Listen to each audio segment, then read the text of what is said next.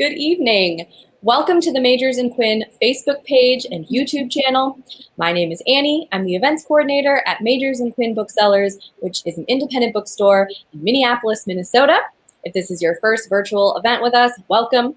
If it's not, welcome back. Thank you so much for supporting our events program, even as it moved into the virtual space over this past year. We miss you. We love you, and we really thank you for sticking with us on these social media events, which have been very fun. We're so excited tonight for this conversation between two authors, Lyanda Lynn Haupt and Diane Wilson. And we're going to be talking about Lyanda's new book, Rooted: Life at the Crossroads of Science, Nature, and Spirit. So we're going to hear a little bit from the book. Diane and Lyanda are going to have a conversation, and then there will be time for some questions at the end of the hour. So if you have questions at any point while you watch, please put them in the comments or the chat. We can see them over here, and you can do that at any time. Or just let us know where you're watching from. Say hello. Also in the chat and the comments, I will be putting links to both Lyanda and Diane's books.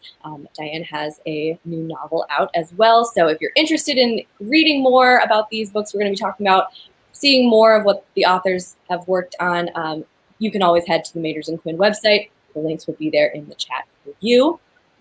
I'm just going to introduce our speakers, and then I will get out of your hair and let them get on with the show. I would love to first introduce our interviewer tonight, Diane Wilson. Diane Wilson, Dakota, is the author of The Seed Keeper, a novel published by Milkweed Editions, Seer. She is also the author of a memoir, Spirit Car, Journey to a Dakota Past, which won a Minnesota Book Award and was selected for the One Minneapolis One Read program, as well as a nonfiction book, Beloved Child, A Dakota Way of Life, which was awarded the Barbara Sudler Award in History, Colorado. Wilson is the executive director for the Native American Food Sovereignty Alliance, a national coalition of tribes organization working to create sovereign food systems for Native people. She is Metawakanton descent, enrolled in the Rosebud Reservation, and lives in Schaefer, Minnesota. Diane, thanks so much for being here with us. And Lyanda Lynn Haupt is an eco-philosopher, naturalist, and author of several books, including Mozart's Starling, The Urban Bestiary, Pro-Planet, Pilgrim on the Great Bird Continent, and Rare Encounters with Ordinary Birds. A winner of the Washington State Book Award and the Sigurd F. Olson Nature Writing Award, she lives in Seattle with her husband and daughter. Thank you so much, Lyanda, for being here. I'm so excited to hear your conversation, and when you are ready to move on to Q&A with the audience, I will be back. Thank you so much. Thank you, Annie. Hamatakiapi, Ampetukinda Iushkian Wachian Kapia, Diane Wilson Namakiapia, Bidewakantuan Oyate Hamatahaya. Hello, all my relatives. It's really good to see you here tonight. It's a good night to be inside, actually, which is a little sad for this time of year, but it's definitely hot out there.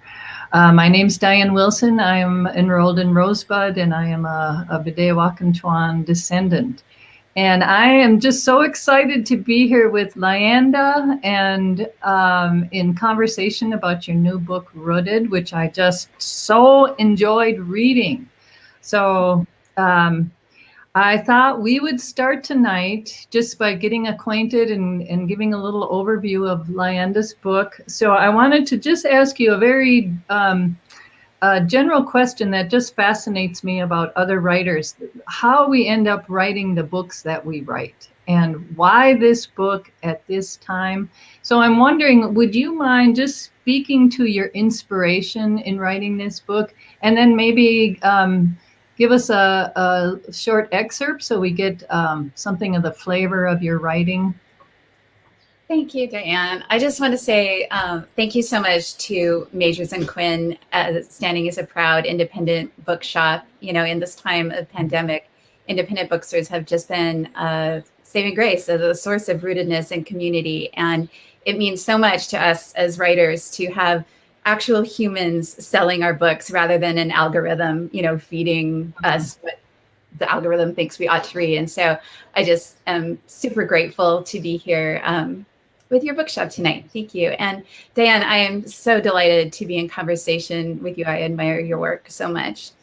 And I wanted to give a little context. And thank you all for being here. I know we're from all over the place. It's kind of a crazy night for me because I know that Diane is and Annie are both in Minnesota. I am from Seattle, different parts of Minnesota. I'm from Seattle, but tonight I'm speaking to you from my Airbnb in the Hudson Valley in New York, where it's very humid for me, and we just don't grow days like this out in the Pacific Northwest. So I come from the landscape of, mountains and rivers without end, and just beautiful elder red cedar trees and firs and hemlocks and lots of moss. I live and work on the unceded land of the Duwamish people, and I want to honor with gratitude the people who have lived on the land and the land herself from time immemorial. I stand in gratitude. And from afar. So it's interesting to me to be in this forest of green clouds, and I'm accustomed to that, without a conifer in sight. So with all that said, my computer is in front of me on top of an ironing board in my Airbnb. The exotic life of a writer. Right? So, it's hard to not see each other. And yet it's wonderful in real life. And yet it's wonderful that we can gather in this way. So grateful for that. So in answer to your question, Diane, honestly, I began writing this book.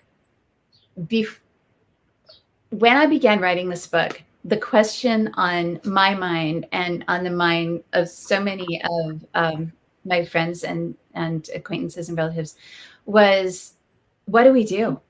We live in this time of intense ecological and political crisis. And that, I want to say, was before the pandemic. It was before the pandemic and all of the civil unrest and the conversations about racial justice and all of the essential conversations that we've been having in the last period of time came up. Before all of that, even then, we were in the state of frazzled crisis. For all of us, the litany of the things that are meaningful for us, that are causing us anxiety and causing us to want to stir in action or maybe hide away in a hermit's cave somewhere. The litany of those crises is different. For me, coming from the Pacific Northwest, the orca are dwindling and thin. And the salmon that feed the orca are far too few in number. And the rivers that carry the salmon are warming. And the sea stars are literally melting as the seas warm. And so everyone in their own place. And then, of course, we all share an awareness of geographical issues beyond our home places and across the globe. And so with all of that, I think, I don't want to just start the evening off on such a downer, but that is the place that this book grew out of. With all of that, there's that question that we all carry, which is, what do I do and how do I live? And I realized that I felt called to address that question, but that there is no one answer for all of us, right? We're all just so deeply unique in what we carry and what we have to offer and the way that we receive and the way that we act in reciprocity. And so what I wanted to offer, I realized what I could offer in this book, Rooted, was a series of way markers and guideposts for those of us wanting to, an invitation for those of us wanting to explore that question in what must be our own unique ways. So I look at things that have mattered to me over the years and trying to form an authentic relationship with the natural world. And I'm not saying I've achieved that at all. I think it's a lifelong project and one that we all work toward together. But I looked at things like the way that we walk upon the earth, the way that we speak of the natural world, the way that we sometimes find essential solitude, the way that we dwell in darkness, in kind of getting rid of the duality between day and night as good and evil, and dwell in a more fruitful darkness. And the way that we act on behalf of the earth, and the way ultimately that we apprentice ourselves to that great spiral of life and death and life again. So that's what inspired me to explore the themes of this book. Mm-hmm. Beautiful. Would you mind reading an excerpt too from your book, so we get a sense for the writing? And Sure. Enjoy some of the beautiful poetic language that you've used in this book. Thank you. And Diane's going to read too. And I love being read to. And so I think it's so fun. Maybe Diane, you've noticed sometimes in author readings, people have moved more towards PowerPoints and talking all about the book and not reading. But I just love, I think reading aloud is an art. It's one that I'm not great at. I'm just kind of normal at it. But some people, for some, it's an art. But I think being read to is sort of art as well. So I'm glad we have the opportunity for both tonight. So yeah. I'm going to read from the beginning. A little bit from the first chapter, which is called Listen, the Wild Summons of the Wolf Path. And it's that moment when each of us sort of begins to tilt our ear toward that question of what do I do? How do I live? But at this point, I want to give a shout out to Helen Nicholson, the illustrator in the UK. She lives in Brighton, actually. For any Jane Austen fans, I'm super jealous of her. So, but she did the cover art and she did the interior art, which I love. I think that her illustrations just kind of wander like wild things through the pages. And this is the illustration for this chapter. So I talk a little bit at the beginning about the folktale of Little Red Riding Hood. And in classical ways that we think about this, or the Jungian forms of interpreting this myth, the wolf is the predator with a capital P, right? That thing which lures all of us at some point away from our highest path and truest self. From this perspective, we learn to avoid this wolf as part of our maturation. But my reading of this tale is different. So that's where we're going to start. When the wolf lures Red off the trail, he sets her a task, something to occupy her time so that he can pad over to the grandmother's house and eat her up. The task is picking wildflowers. Now, instead of just a boring tin of some muffins for her grandmother, Red will show up with a basket full of wild beauty that she gathered herself from the forest, treasures not found on the well-traveled path. She will find her own way through the woods, and when she arrives, yes, she will be eaten by the wolf as her grandmother was before her. But it turns out that they are both perfectly well. They are swallowed whole by the wild and emerge exhilarated. They place the flowers on the table and feast with an exquisite new number. I am positive that at the end of the tale, when Red promises her wise elder grandmother that from now on she will stay on the path, it is with a wink and a nudge between them. The grandmother has known for some time, and Red is just learning. Who wants an everyday path, paved and void of danger, when we can have beasts and shadows and secret flowers and unexpected visits from the feral wolf of our imagination? Little change of pace. Here. The ritual of entrance into most monastic orders is kept largely secret from the public. But a Benedictine monk friend told me about one of the most powerful moments in his own profession of vows. Benedictines pledged to an outwardly paradoxical life of simultaneous conversion and stability, a constant evolution of mind and spirit within the rootedness of a particular community. When asked a series of questions about the uncompromising spiritual commitment he was vowing to make, my friend's ancient traditional response was one that offered no space for irony or hesitation. The word is Latin, from monastic ritual dating back to the 16th century. Ad sum. I am here.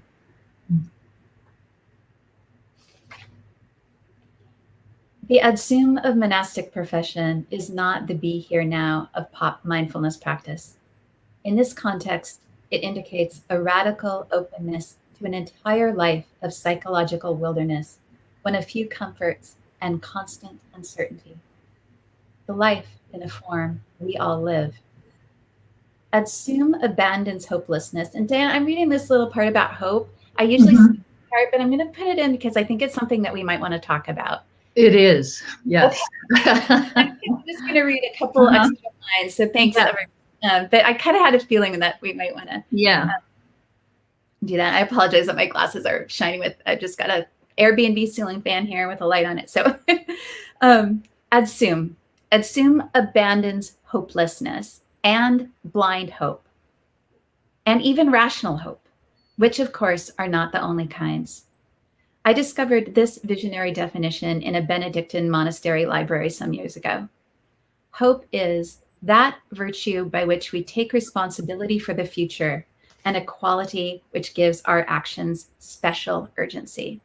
And I thought that virtue might be a little bit prim and moralistic, but I read further and found this definition in the same old monastic lexicon.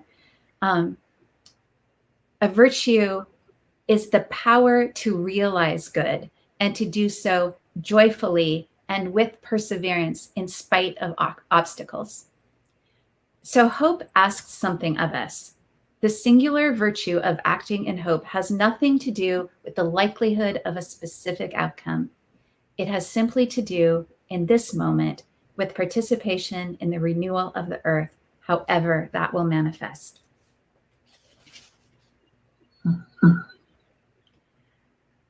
Who among us has not heard it? The wolf of this beloved, damaged earth, beckoning us by name just outside our safe living room, demanding our own response. The strange and persistent furry pod knocking. We peek tentatively through the door, just ajar, and see that there is no road, no sidewalk, barely a trail, and that obscured by stones, by leaves, by an intimation of the remains of those who have walked before us upon the unyielding circle of life. In spite of it all, we long to walk this path, for we know that there is more than what has been given and named by the overculture, more than what we have been told is true, more than green gardens and nature calendars and recycling and a summer hike in the mountains and an occasional camping trip, more even than an hour-long forest bath, however lovely that sounds. We know that there is a wilder earth, and upon it, within it, a wilder, more authentic human self. We know the need of each for the other is absolute. Adsum. We pack our satchel lightly and cross the threshold. Beautiful. Thank you. My feeling is that we don't, as writers, we don't really know each other until we've read each other's work, or best of all, heard the writer read their own work out loud. And I feel like reading your book was one way of getting to know you. Hearing you read it out loud with your own intonations, it's like, oh, now that work comes alive in the way that it was meant to be read. So thank you for that excerpt. And that, so one of the things I had written down I made a lot of notes. I confess that books that I really enjoy, I write all over them. I'm just a scribbler. Post-its and notes and folded pages, it's just a terrible mangling of the book, but it reflects my deep appreciation for it. And I was thinking about this past year and how, in the morning when we're going through a pandemic, in the aftermath of George Floyd's death, in the insurrection, all these terrible events, and I'd gotten into a habit of getting up in the morning and watching an hour of news, an hour of CNN, which is pure apocalyptic disaster news. And it was strangely addicting. And I would come out of that just humming with anxiety. But then it didn't matter what the news was. I'd step outside and something miraculous would be happening. Maybe I come out in time to see a bumblebee pollinating a just open flower, or one of my favorite things is when the geese fly overhead low enough that I can hear their wings flapping. And so there was this contradiction of go inside, everything that seems to do with human beings is just fraught with anxiety and fear and worry and doomsday thinking, and then come outside, and yet the world continues around us with oblivious to some extent to what human beings are doing. And that's where your book spoke to me, that sense of it's rooted in hope. It's rooted in that love and appreciation for the world around us, and feeling like, would you say that is actually a much more powerful motivator of change than to be constantly confronted with the statistics of our failings? No, I think that both are important. I do think that we need to go with our eyes open and in full possession of the facts, and not fear them and not hide from them. But I think that, as you say, I think that our actions are most powerful when they are based in love. I think that's what this book is about. It's an invitation to enter into deep communion, I want to say, with the sacredness of the natural world, and to open up the possibility for action that lies there rather than fear. I think we have a really powerful story in the Pacific Northwest, and the whole world knows it now, thanks to my dear friend, the reporter for Seattle Times, Linda Mapes, whose new book, Orca, Shared Water, Shared Homes, just came out last week. And she is the reporter who brought to the world the news of the orca Tahlequah, the mother whose baby died in the endangered southern resident killer whale population of Puget Sound in the Salish Sea. And as we all know, she carried, because of Linda's work, that she carried her baby for 17 days, even though the baby only lived to be for a half an hour, if that. And she was joined in this procession of grief, by her community in her pod. And a pod that's known for swimming side by side and supporting one another historically. So the idea here, Diane, to not stray too far, is that everyone knew the statistics that the orca populations were falling, and that this population in particular was endangered. But it was when people's hearts were captured by the specific whale, and the love that we can see, in this whale as a mother, the connection as community, that story of love and grief brought us to our feet and to action. So, yeah, I think that's a beautiful reflection of what you're getting at. Well, it just seemed to me that even in your title, which is Life at the Crossroads of Science, Nature, and Spirit, that in that intersection is where we do find hope. I think so. And I'll say one thing, but then I think we should have you read too before we get too far. So hear our voices side by side. So, one thing, interviewers have sort of asked me leading questions before on the radio. People that probably haven't read your book, they read the cover, some right. The 5-minute interviews, and say, "Oh, I can see that you're, an optimist for the future." And I just think, I don't think optimism or seeking an expected outcome is what we mean by hope. And I don't honestly think of myself as an optimist. I have so much despair and a lot of fear about what is going to happen and whether or not we can turn things around. I have a lot of fear around that, but it doesn't mean that I don't have hope or feel that we act from the fullness of communion and love with, as that definition said, it doesn't matter what the outcome is. Right. That we act rightly and authentically without knowing what the outcome will be, and even knowing that our efforts are likely to fall short, and act anyway. I feel like it speaks to our true nature as human beings, to be in this relationship, this authentic, right relationship with all beings around us. And when you resume that place, that's where the hope for me lies, because it doesn't, it's almost like we let go of that outcome-based thinking, that which is part of, to me, where the despair comes in, because the issues are so huge. But if you are in your right place, acting with that good mind and heart, then good comes from your actions. And if there were enough of us living in the world that way, then change follows. Yes. And I, so that's one of the places that I struggle with. Is that enough? Is it enough to be a single person planting seeds in my backyard of a corn that had almost disappeared?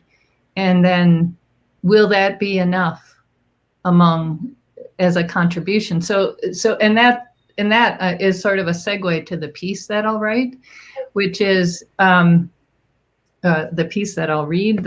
It's just from my novel, and as you can see, okay, there's all the posties and the mangling that happens in my books. But the decision to write a novel around these some similar themes about the way that we live in the world with plants and animals, and the work that I've done over the years on farms, learning from elders about indigenous ways of reclaiming these relationships, and then how to translate that as a writer. Where do we speak? That's why I was so interested in knowing why this book. How did this inspiration come to you? Because it's such a personal expression of who we are in the world. And so as a novel, I wanted to be able to speak to some of the hard history, but still bring in the beauty of language, still bring in story. So my book is The Seed Keeper, and it is actually about, it's told in the voices of several Dakota women, and one of them, Rosalie Ironwing, it's basically her journey from a young woman growing up in foster care to rediscovering her relationship with seeds and learning how those seeds are also part of what is bringing her home to her family and community. So I'm just going to read a short piece, and it is set in the garden, but it's not necessarily all gardening in this book. It's very much their challenges to protect what matters to them in their lives. So she's out in the garden planting for the first time these old seeds that belong to her family. I hummed as I worked, filled with contentment. For the first time in my life, I felt the sweet gift of purpose that went beyond taking care of a family. The seeds reconnected me with my grandmothers and even my mother.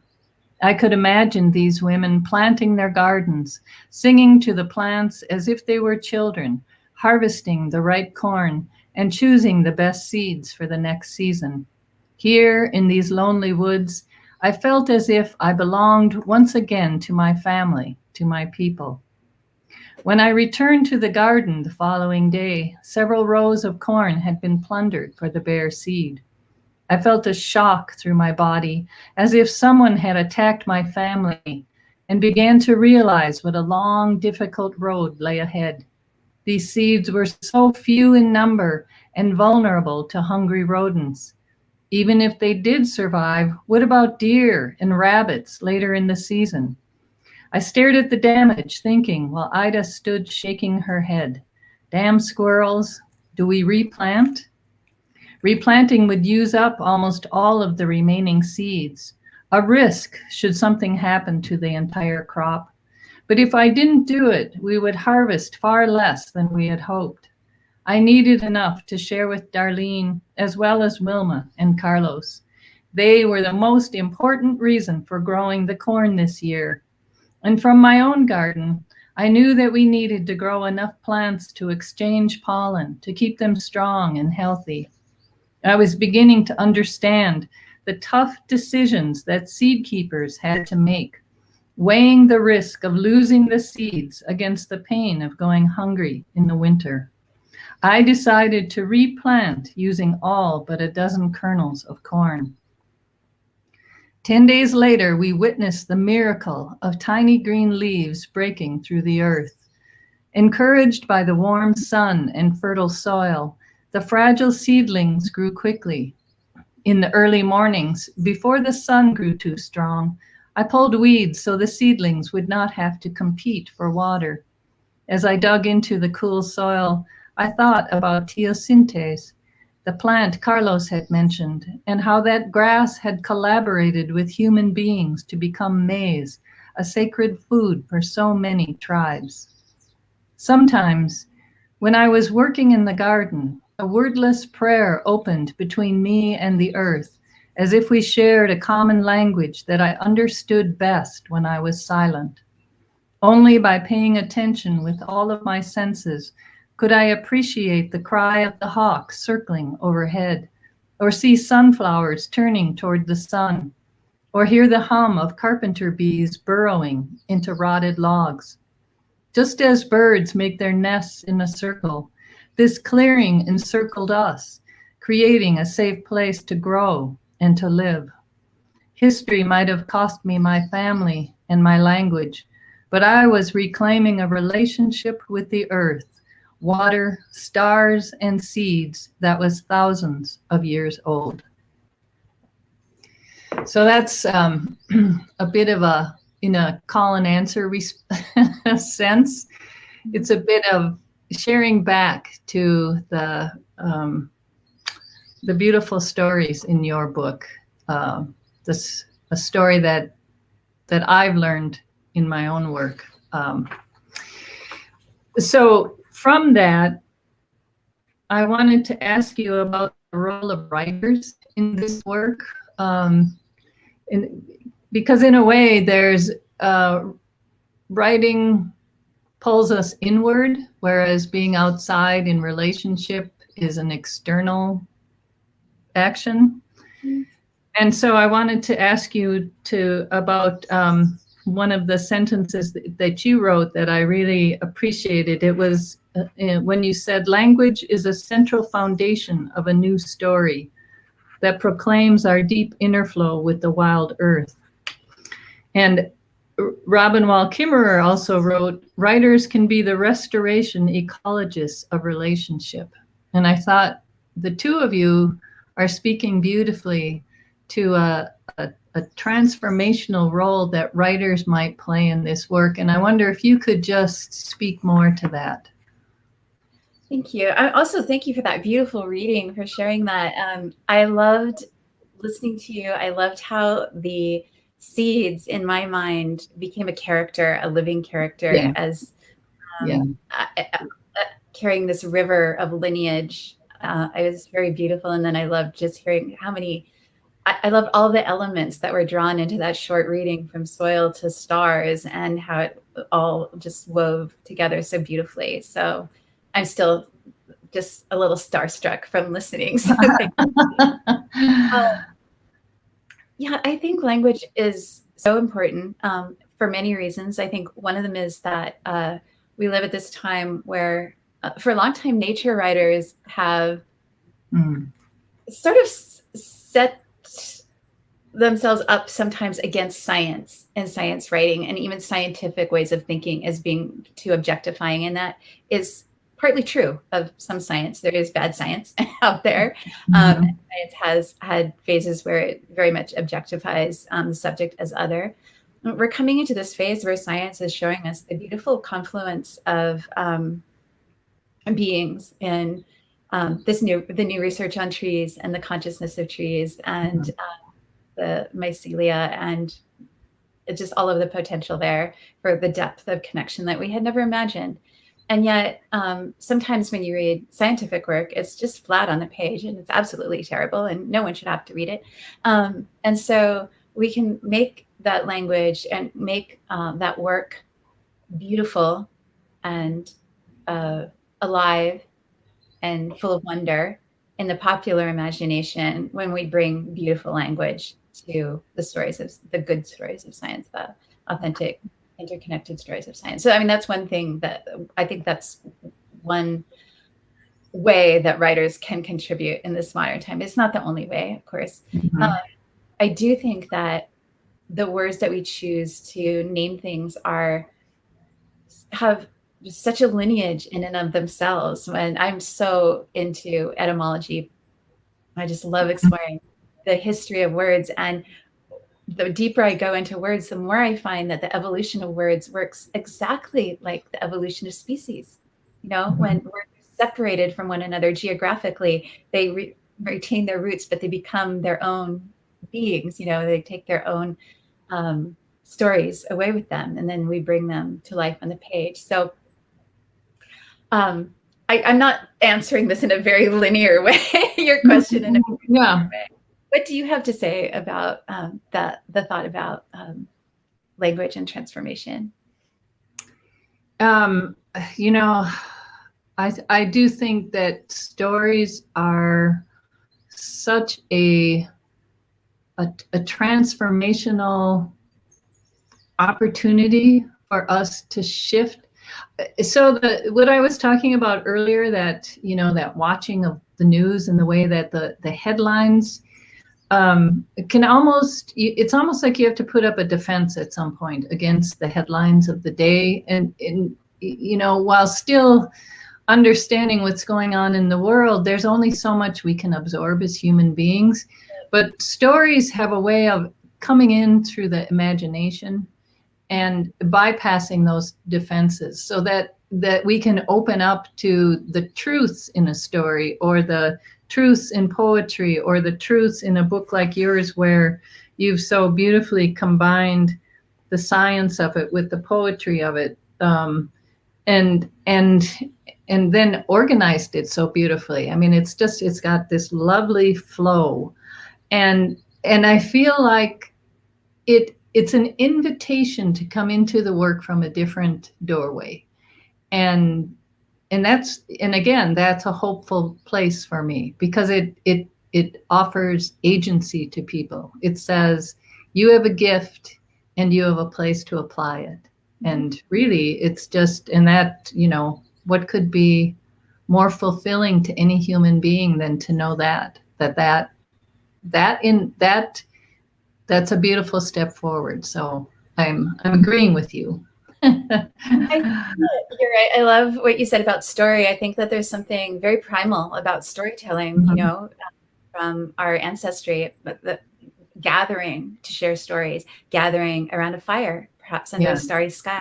You know about you, but sometimes when I'm hearing a good storyteller and I'm indoors, the ceiling almost evaporates, and I feel that I'm under the stars, and that we're gathered even in this kind of venue sometimes. So I think there is that alteration of consciousness that can happen with beautiful language and traditional and new forms of telling stories. And sometimes that will involve difficult things now going forward, but it still remains essential. One of the things, Dan, I was thinking about you talking about going outside.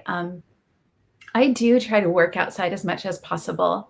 And I think that it makes me a slower writer, but I think that being in the path and under the influence of my subject matter really helps to draw me into the language that I need to hear.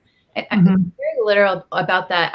When I don't know what to write, I honestly do sit against a tree and put my ear to the earth and just say, what to write now. And I don't want to, I don't mean that I'm, you know, taking dictation. I just mean that I just listen. I try to listen to all the voices and realize that not all the voices are human voices. So I think that all of us can find ways to work more outdoors. We can, we can literally I wear fingerless gloves and hats, and I live in the Pacific Northwest where it's temperate.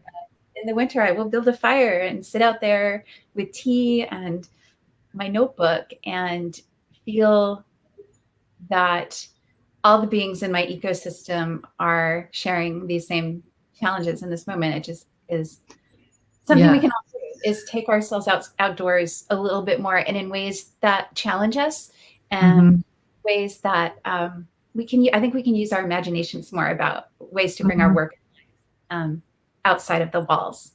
Yes. And, you know, it was such a good reminder some of the things you were writing about, like going barefoot, and just a simple action like that, having the soles of your feet in contact with the earth. And it just reminded me of being a child and going everywhere barefoot.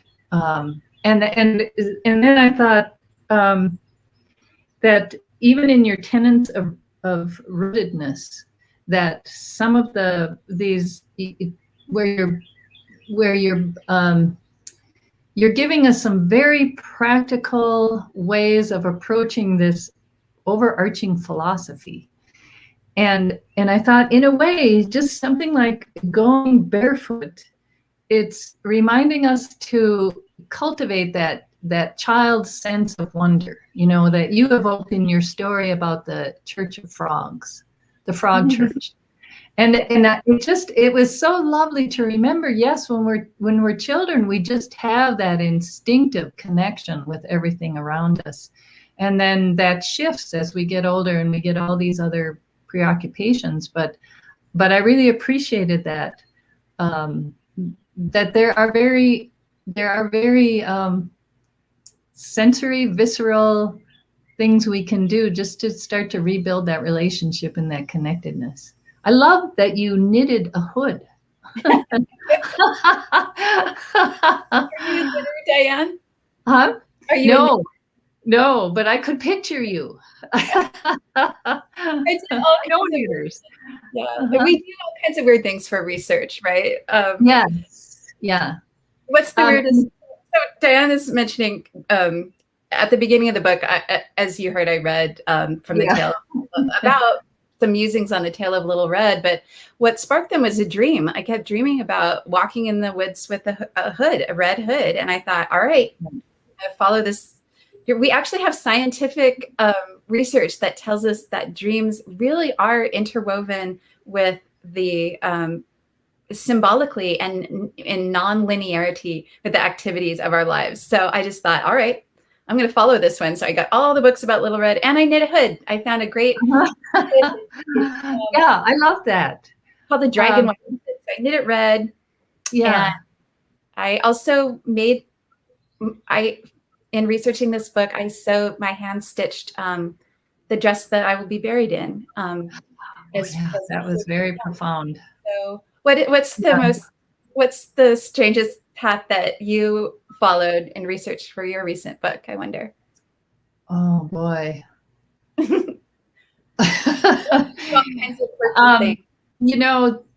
I think there's a lot of gardening reality in my book that I've learned the hard way.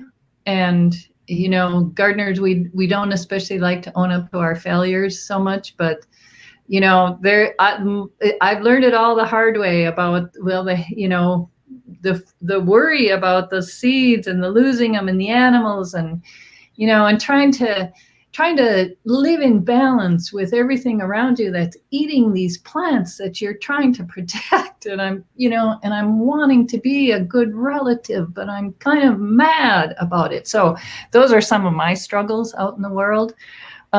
Because these seeds are very precious and they're very, they're rare. So anyways, I could go off on one of my prickly ash rants, but I won't. I do love how things like when we try to grow our own food, I have backyard chickens and I don't have as big a garden as I used to because the shade from the trees in my yard the trees have grown so tall that my backyard is shaded, so I can barely even grow a zucchini without it turning mushy. But I do grow, Pacific Northwest things like kale all the time. Chickens. And usually, as a person who is attentive to bird life, I get really excited when a Cooper's hawk comes through and lands in the cherry or maple tree. Until I just remember, I remember having my chicks when they were kind of adolescent teenagers the first year that we did this, which was more than 20 years ago, before people were doing chickens. It's kind of a twisted point of pride that we did it before it was cool to have urban chickens. Yeah. But I went outside and I thought, oh my gosh, there's a Cooper's hawk. I thought, oh, my little oh my gosh. when we grow our own food, we enter into that relationship in a really visceral way, in a new way. I think it's very complicated. And so it's a great door. And I like that your book reminded us of the fact that, yes, it is kind of lumpy bumpy, this relationship. You know, it's sweaty, it's buggy, it doesn't always work.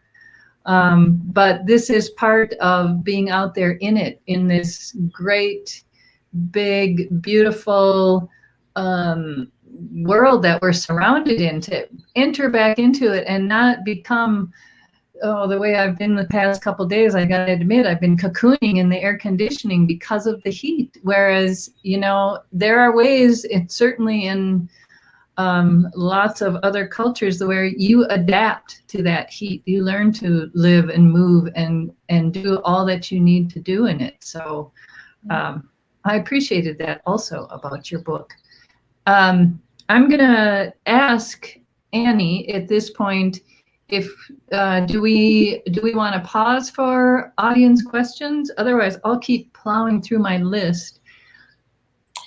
Hi, no questions yet. I just put a reminder in the chat. So if you're watching and you have a question for Lyanda or Diane, type it in now and we'll answer them here. But for now, I would say, yeah, maybe one more question from you, or Lyanda, you can read another brief passage, whatever you want to do. I was just thinking, I'm just trying to find one little piece that just, it's a sentence. I'm just going to look for it here. Oh, yeah. Right, just beyond what I finished reading, there's a couple lines that speak to what you said, Diane, because I think it's really important for all of us, and I certainly see it in your work as well, that when we speak of the wild and connection and communion and community and action on behalf of the earth, we were talking about a beautiful mess. You know, it is connectivity. It's not a trail that has been made straight, where all of the poison oak and anything that could be harmful has been removed. That might be a beautiful place to wander for peace of spirit, but it is not a forest, it is not the wild, you know, and it doesn't introduce us into the full complexity of a forest, a wilderness, or of our own intelligence. And I think that we need to have the complexity for our imagination, our creativity, our action. So what came after Adsum, the I am here, I am here. I love that beautiful Latin word. It's just, it's sort of what you say, Diane, when we're asking, is what I do enough? The first step is that just saying, I am here, and what happens from there. And it's a messy answer. Adsum, satchel lightly and cross the threshold. We enter as pilgrims, as wayfarers, knowing there is something we are seeking, something nameless, beautiful, waiting, wanting. Something, this is what your comment reminded me, the sentence, something that will change us so thoroughly that our cozy slippers will no longer fit, that our cat will at first hiss upon our return, our hair tinted green with lichen, sweet root tendrils among our toes.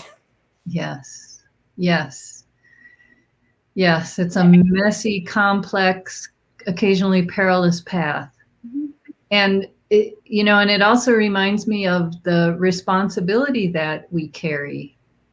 And that's what tempers the hopefulness, so that it doesn't become sort of a, you know, a blind optimism.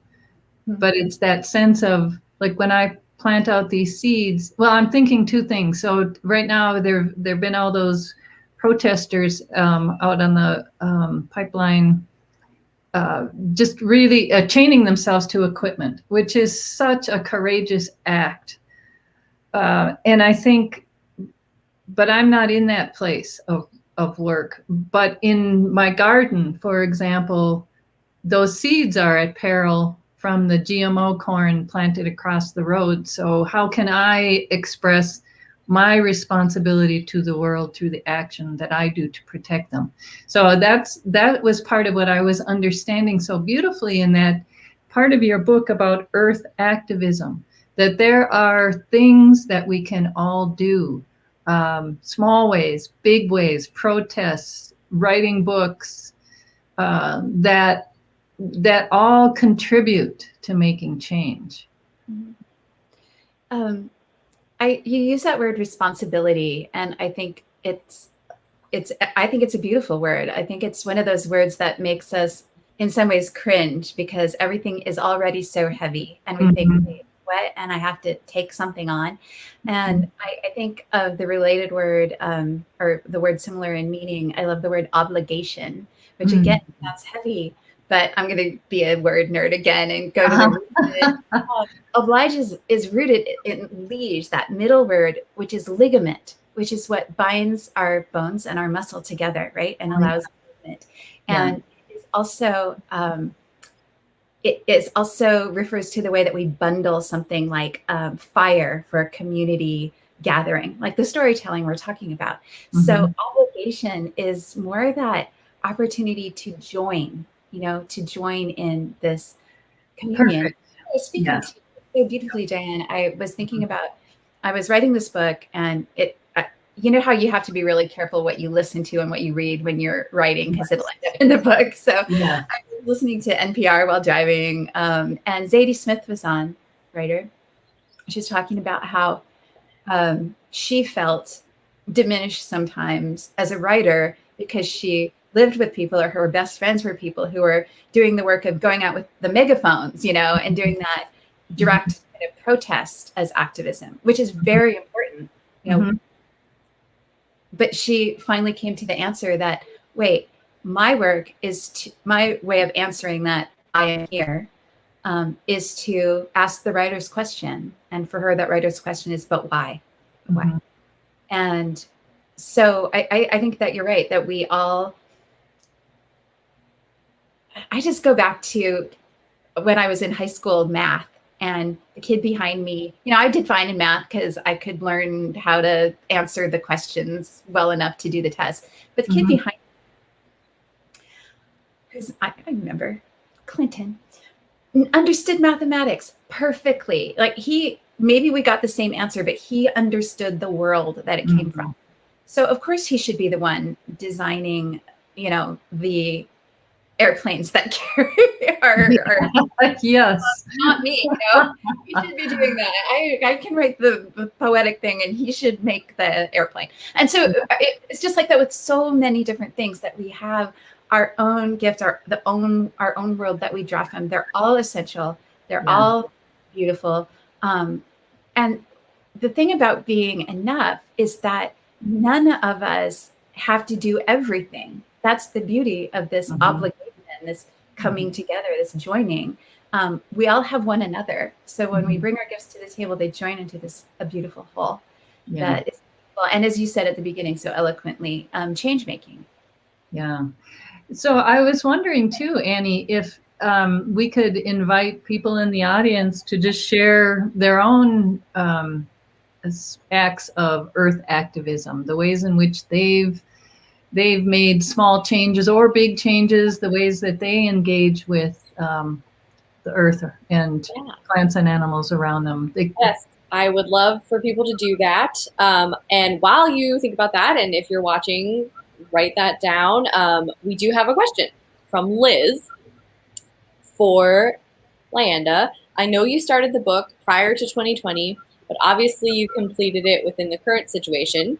Do you think it would have been a different book if it was already finished before everything that happened in the last year and a half? And if so, how? And while Lyanda's answering that, if you're also at home watching, you can answer Diane's question of what is something that you have done in your life for a small act of earth activism. Yeah, we would love to hear from you. That's a great question. To be honest, I thought a lot about, and people like my agent and some other people I knew said, you have to weave in the fact that it's a pandemic, while you're writing that, and maybe that changes the direction of the book. And I thought to myself, it doesn't actually change the direction of the book. I'm adding the idea of that moment, that time of crisis is a layer upon the whole that I spoke to at the beginning of this talk. I did mention it, but what I think changed about the writing is that it became more important to me to speak to the collective anxiety that we all feel, and to be really honest about my own personal struggles with depressive anxiety, and to honor that struggle in not just one another as humans, but in the whole of existence. For me, that's one of the important things about being in the natural world is I see, really good nature writers all the time are talking about the harmony of nature and the balance of nature. But if you are in the woods for very long, or your own chosen wild place, or if you know about science and how evolution works, you know that nature is never in balance. If it were, there would be no change and there would be no evolution. So there's this constant going off course and course correction and back and forth, and it's never perfect. And so when I go into the woods, sometimes I feel that anxiety of the wild and my own anxiety finds purchase there and consolation as well, that we're all in this together. And so what maybe the pandemic did was great for me was allow me to have a deeper sense of others' shared anxiety. Everyone was getting on the social media talking about how scared they were and sad they were and anxious they were. And I thought, wow, this is something that is that can bring us together, but that we have to recognize and be really honest about. And so I think it deepened my honesty about that subject in this book. I hope that answers your question. Yeah, thank you, Liz. I hope that answered your question. And I think that's so interesting that it really didn't change all that much. The heart of the book, what it is for. So I don't have any more comments from people. I hope you're just at home thinking about the ways that you might be doing small acts on your own, or the ways you might think about that in the future. If either of you would like to do a very brief reading to take us out, or one more thought from each of you, I think that's how we'll end it tonight. Diane, do you have a little snippet that you want to read? No, maybe just some closing thoughts. And I guess I just want to thank Majors and Quinn for the invitation to be part of this conversation. I was just thrilled to read Lyanda's book, and to have the opportunity to go a little to talk to somebody who is who has brought forward a book of with such a powerful message in it. And I feel like it's just the right time for this book. And as writers, we never know. We're fumbling along in the dark, and then one day the book comes out, and sometimes it arrives at the right moment, the right cultural moment for this book to be read. And I really do feel that this is the right moment for your words. So I just want to thank you for that, and thank Majors and Quinn for hosting this night. Thank you. Thank you, Diane. And you're right. I had no idea that it was going to come out at this time of emergence and invitation, and yet this time when we're all still a little panicky. And I hope that it is an invitation for people to feel our own strength and wholeness, and to find all of us find our collective and individual ways of going forward. And I thought I would end with sharing one more of Helen's beautiful illustrations. So this is for the last. So we're into this platform that mirrors things. So I'm having trouble, but I love this is like a mother log, as we call them, or a nurse log from my home forest, where a cedar falls and then everything grows from the body of the elder cedar, things both above and below the earth. And so we stand at this beautiful center point. And I thank you all for joining us there tonight. Yes, thank you, everyone. Thank you for watching. As a reminder, the links to both The Seed Keeper, which is the novel that Diane read from, and Rooted, which of course is Lyanda's book, are up there in the chat or in the comments. So if you want to go to the Majors and Quinn website and look at those titles, we thank you for doing that. And I hope you have a wonderful evening, everyone, wherever you are. Bye. Thank you.